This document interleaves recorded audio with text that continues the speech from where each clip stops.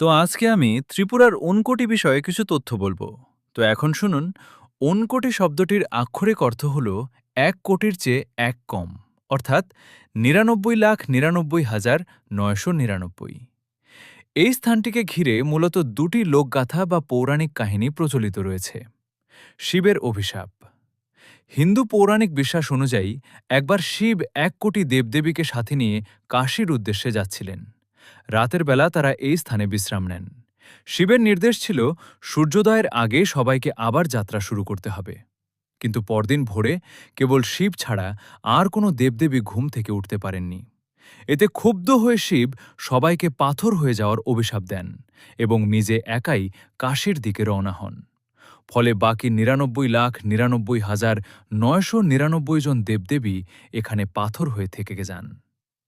কালু কামার বা কালু শিল্পী। অন্য একটি লোককথা অনুযায়ী কালু নামের এক ভাস্কর বা কামার শিব ও পার্বতীর সাথে কৈলাসে যাওয়ার ইচ্ছা প্রকাশ করেন। শিব শর্ত দেন যে যদি কালু এক রাতের মধ্যে ১ কোটি শিবমূর্তি তৈরি করতে পারেন তবেই তাকে সাথে নেওয়া হবে। কালু সারা রাত ধরে দ্রুত কাজ করেন, কিন্তু সকাল হওয়ার পর দেখা যায় মূর্তির সংখ্যা ১ কোটির চেয়ে একটি কম হয়েছে। এই কারণে স্থানটির নাম ঊনকোটি।